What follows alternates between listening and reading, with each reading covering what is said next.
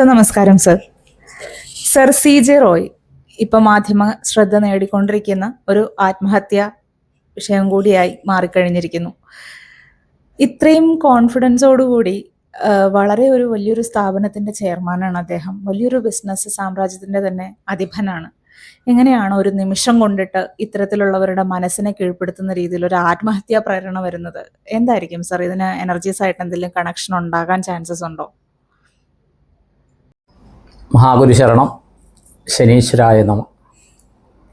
ആദ്യമേ റോയ് സാറിൻ്റെ ആത്മചൈതന്യത്തിന് മുമ്പിൽ നമസ്കരിച്ചുകൊണ്ട് നമുക്ക് ഇതിനെക്കുറിച്ച് സംസാരിക്കാം. പ്രശ്നങ്ങളില്ലാത്ത മനുഷ്യരില്ല.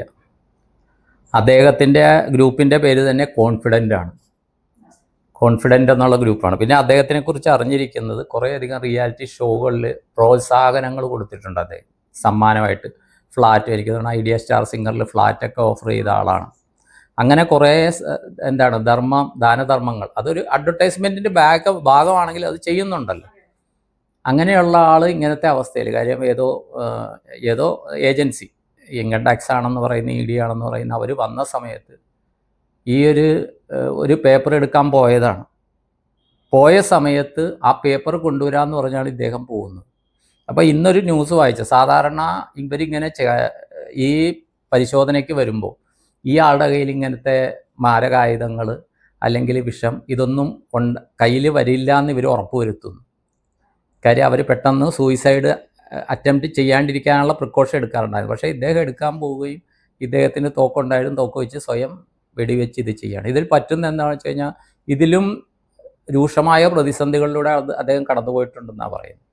ആ സമയത്ത് അദ്ദേഹത്തിൻ്റെ പ്രോസസ്സ് അതാണ് വേണം, നമ്മുടെ ഒരു നിമിഷത്തെ ചിന്ത. അപ്പോൾ ആ ചിന്തയെ ആരോ സ്വാധീനിക്കുന്നുണ്ട്. ഈ ചിന്തയെ സ്വാധീനിക്കുന്ന ഇതേ തത്തുല്യമായ രീതിയിൽ ജീവിതം എന്ന് പറഞ്ഞാൽ ശരീരം വെടിഞ്ഞ ഏതെങ്കിലും സോൾസ് കാണും. ഞാൻ പറയാം, നമ്മളിപ്പോൾ അമ്പലത്തിൽ പോവുകയാണ്, കൂട്ടുകാരൊക്കെ ഉണ്ട്, അമ്പലത്തിൽ പോവുകയാണ്, വരാമോ എന്ന് ചോദിക്കും. അവർക്ക് ഇഷ്ടമുണ്ടെങ്കിൽ വരും, ഇല്ല ഒന്ന് മിനുങ്ങാൻ പോവുകയാണ്, 2 സ്മോൾ അടിക്കാൻ പോവാണ്, വിളിച്ചാൽ 99% പേരും ഓക്കെ പറയും.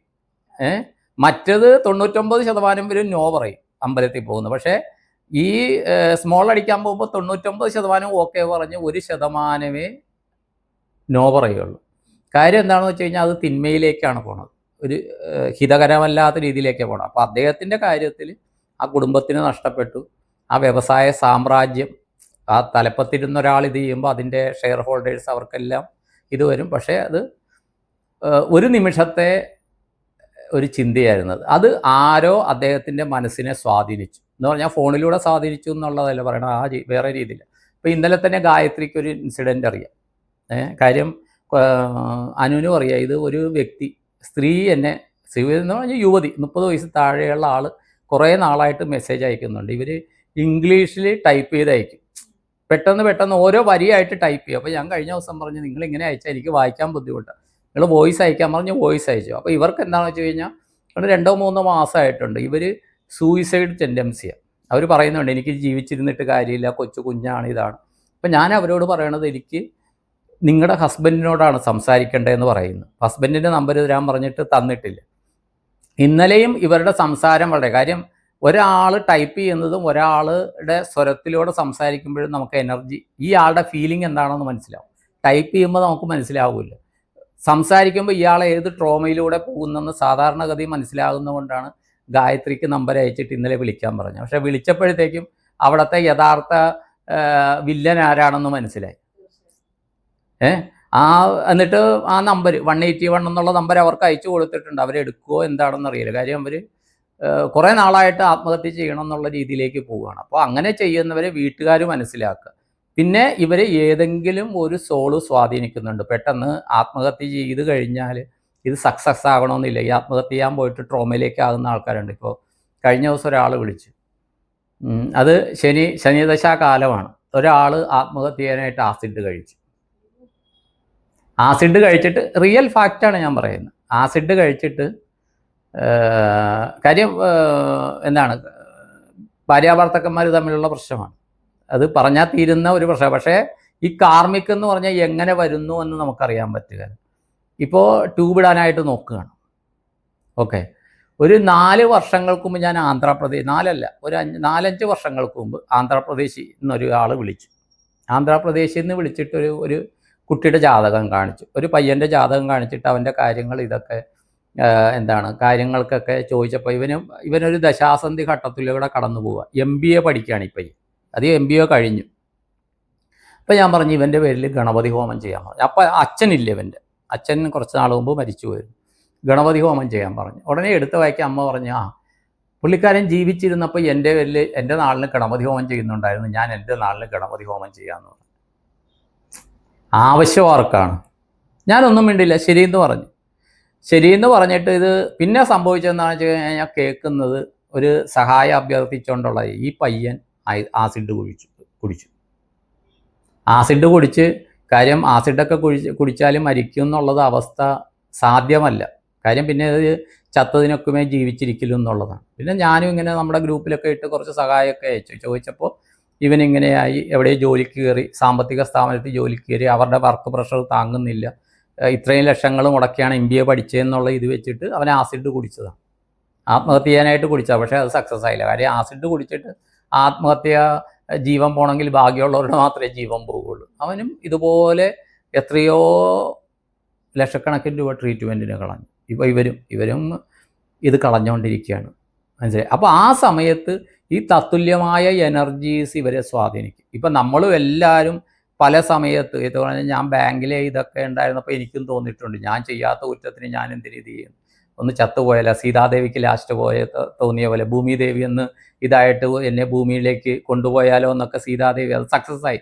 നമ്മളൊന്നും ഇതിട്ട് ഭൂമി പിളരാനൊന്നും പോകുന്നില്ല. കാര്യം നമ്മൾ കാർമ്മിക അനുഭവിക്കാനുള്ളവർ, അങ്ങനെയൊക്കെ പലർക്കും തോന്നും. പക്ഷേ ആ തോന്നലിനെ അതിജീവിച്ചുകൊണ്ടാണ് ഇന്ന് പലർക്കും മോട്ടിവേഷൻ കൊടുക്കാൻ പറ്റുന്ന ശ്രീനിവാസപ്പയ്യായിട്ടിരിക്കുന്നത്. ചെയ്യണമെങ്കിൽ കുറേയധികം സാധ്യതകളുണ്ടായിരുന്നു നമുക്കിത് ചെയ്യാനായിട്ട്. മനസ്സിലായി? ആ ഒറ്റ ഇതിൽ ഈ ജന്മത്തിലെ എല്ലാ കാര്യങ്ങളും നമുക്ക് തീർക്കാമായിരുന്നു. പക്ഷേ അത് പിന്നെ അവിടെ നിന്ന് തുടങ്ങും. ഇപ്പോൾ അനുവിനറിയാം. കാര്യം ഒരു 4ാം ക്ലാസ്സിൽ പഠിക്കുന്ന അനുവിൻ്റെ മകൻ്റെ കൂട്ടത്തിൽ പഠിക്കുന്ന കുട്ടി ഒരു ദിവസം കണ്ടു. അനുവിൻ്റെയും മകൻ്റെയും കൂടെ വന്നതാണ്. സുജാതയുടെ വീട്ടിൽ വെച്ചായിരുന്നു ആ ബ്ലെസ്സിങ് വന്നതാണ്. ആ കുട്ടീനെ കണ്ടപ്പോഴേ ഞാൻ പറഞ്ഞു, ഈ കുട്ടി കഴിഞ്ഞ ജന്മത്തിൽ സൂയിസൈഡ് എന്ന് പറഞ്ഞാൽ കണ്ടപ്പോൾ നമുക്ക് കിട്ടിയതുകൊണ്ടോ, നമ്മുടെ ഇതൊന്നുമല്ല, നമുക്ക് ആ സൂചന എപ്പോഴേ കിട്ടി. ബ്ലെസ്സിങ് ഇവർ വന്നത് അവരുടെ കൂടെ വന്നതാണ്. ആ കുട്ടീനെ സ്കൂളിൽ നിന്ന് വിളിച്ചുകൊണ്ട് വരിക മോൻ്റെയും ബ്ലെസ്സിങ്ങിന് വേണ്ടിയിട്ട്. അപ്പോൾ പറഞ്ഞത് ഈ കുട്ടി കഴിഞ്ഞ ജന്മത്തിൽ സൂയിസൈഡ് ചെയ്ത സോളാണ്. അത് കഴിഞ്ഞപ്പോൾ സംസാരിച്ചപ്പോഴാണ് ആ കുട്ടിയുടെ അമ്മ പറയുന്നത്, ഈ കുട്ടി എപ്പോഴും 4ാം ക്ലാസ്സിൽ പഠിക്കുന്ന പയ്യൻ പണ്ട് തൊട്ടേ സൂയിസൈഡിനെ കുറിച്ചാണ് പറയുന്നത്, ഞാൻ ആത്മഹത്യ ചെയ്യുമെന്നാണ് പറയുന്നത്. മനസ്സിലായി? അത് അച്ഛനും അമ്മയായിട്ട് പല പ്രശ്നങ്ങളുണ്ട്. അപ്പോൾ അത് ചെയ്യണമെങ്കിൽ കഴിഞ്ഞ ജന്മം പലരുടെയും ജാതകം നോക്കുമ്പോഴത്തേക്ക് കഴിഞ്ഞ ജന്മത്തിൽ എങ്ങനെയാണോ സൂയിസൈഡാണ് ചെയ്തതെങ്കിൽ അവർ ആ സൂയിസൈഡ് ചെയ്യുന്ന എന്തെങ്കിലും ഒരു കാരണം കാണും. അതേ തത്തുല്യമായ ജീവിത സാഹചര്യത്തിലൂടെ കടന്നു പോകും. തത്തുല്യമായ ജീവിത സാഹചര്യത്തിൽ കാര്യം ആ സാഹചര്യം ഇവർ തരണം ചെയ്യണം. അതിന് ഇവർക്ക് നല്ല മെൻറ്റേഴ്സിനെ കിട്ടി ഇത് ചെയ്താൽ രക്ഷപ്പെടും. അതിന് പകരം നമ്മുടെ ശനീശ്വരനെയും കുറ്റം പറഞ്ഞ്, ശനിയാണ് എൻ്റെ പ്രശ്നങ്ങൾക്കെല്ലാം കാരണം എന്ന് പറഞ്ഞ് കുറ്റവും പറഞ്ഞിട്ട് ഉള്ള അമ്പലങ്ങളിലും ഒക്കെ പോയി വഴിപാട് നടത്തും. അതും ഇല്ലാത്ത കാശ് എവിടെ നിന്നെങ്കിലും സഹായമായിട്ട് വാങ്ങിച്ചിട്ട് ഈ വഴിപാടുകൾ നടത്തിയിട്ട് ഞാൻ അവിടെ ഇത് ചെയ്ത് അല്ലെങ്കിൽ ആ ജ്യോതിഷനെ കണ്ട് ഈ ജ്യോതിഷനെ കണ്ട് മറ്റേ കർമ്മീനെ നോക്കി കർമ്മം ചെയ്ത് എൻ്റെ ഒന്നും മാറിയില്ല എന്ന് പറഞ്ഞിട്ട് കാര്യമൊന്നുമില്ല. ഇന്ന് രാവിലെ ഒരു വ്യക്തി വിളിച്ചിട്ട് പറഞ്ഞ് എനിക്ക് മനസ്സിൽ പോസിറ്റീവ് അല്ലാത്ത ചിന്തകൾ വരുന്നു, അതാണെന്നൊക്കെ പറഞ്ഞ് ഫയല് നക്ഷത്രം വെച്ച് ഫയല് ശനീശ്വരൻ്റെ അടുത്താണ്. ഇന്ന് ശനിയാഴ്ചയാണ് നമ്മളിത് റെക്കോർഡ് ചെയ്യുന്നത്. അപ്പോൾ ഞാൻ ചോദിച്ചു ഇന്ന് ദിവസം ഓർമ്മയുണ്ട്? അപ്പോൾ ഉടനെ തന്നെ പറഞ്ഞ് ഇന്ന് ഏകാദശി. ഞാൻ പറഞ്ഞു ഇന്ന് ഏകാദശി 2 ദിവസം മുമ്പേ കഴിഞ്ഞു, ഏകാദശിയല്ല. അപ്പോൾ പറഞ്ഞു ഇന്ന് ശനിയാഴ്ചയാണ്. പറഞ്ഞ് ശനിയാഴ്ചയായിട്ട് പണ്ടേ കോണ്ടാക്ട് ചെയ്തിട്ട് പറഞ്ഞു കൊടുത്തിട്ടുള്ള കാര്യമാണ്, ശനീശ്വരൻ്റെ ഇത് ഇല്ല, അത് ചെയ്തില്ല. ഭക്ഷണം വല്ലതും കഴിച്ചു? അതൊക്കെ കഴിച്ചു. അത് ചെയ്യാൻ പറഞ്ഞ് ആണുങ്ങളാണെങ്കിൽ നമുക്ക് പറയാം, നമ്മൾ അടുക്കളയിൽ കയറൂല. ഇത് പെണ്ണുങ്ങളായിട്ട് ഇത് പറഞ്ഞാൽ എങ്ങനെയാണെന്ന് ചോദിച്ചു. സ്ത്രീകളായിട്ട് കാര്യം അടുക്കളയിൽ ചെയ്യുന്നത് 95% 100 പറയാം പെണ്ണുങ്ങളായിരിക്കും. ആ സമയത്ത് എന്തെങ്കിലും അരി കൊണ്ടുണ്ടാക്കുന്ന ഈ കൂട്ടുപായസം ഉണ്ടാക്കിയിട്ട് വെച്ചാൽ എന്തോ അത് വിട്ടുപോയി എന്നാണ് പറയണത്. പറയുകയും ചെയ്തു, നിങ്ങൾ പീരീഡ്സ് ആണെങ്കിലും നോക്കണ്ട, നിങ്ങൾ പീരീഡ്സിനും ഭക്ഷണം ഉണ്ടാക്കുന്നില്ലേ, നിങ്ങളത് ചെയ്യുമെന്നൊക്കെ പറഞ്ഞ് ബോധവൽക്കരിച്ചു. കാര്യം നമ്മുടെ കാർമ്മികം മാറാനുള്ള സാധ്യതകൾ നമ്മൾ തന്നെ ഇല്ലാണ്ടാക്കും, നമ്മുടെ തോട്ട് പ്രോസസ്സിൽ തന്നെ ഇല്ലാണ്ടാക്കും. ഇപ്പോൾ ഇദ്ദേഹത്തിൻ്റെ കാര്യത്തിൽ വളരെയധികം ദുഃഖകരമാണ്. പക്ഷേ ഈ വീഡിയോ കാണുന്ന പല ആൾക്കാരോടും പറയുന്നതാണ്, ദയവ് ചെയ്ത് ആത്മഹത്യയെക്കുറിച്ച് ചിന്തിക്കാണ്ടിരിക്കുക. നമുക്കൊരു പ്രശ്നങ്ങളുണ്ടെങ്കിൽ ആ പ്രശ്നത്തിന് സൊല്യൂഷൻ ഉണ്ട്. നമ്മൾ ഈ പരീക്ഷയിൽ കുറേ നമ്മൾ 1-ാം ക്ലാസ് തൊട്ട്, അല്ലെങ്കിൽ ഇപ്പോഴത്തെ കാലത്താണ് LKG തൊട്ട് പ്രീ-KG തൊട്ട് പരീക്ഷ എഴുതുന്നത്.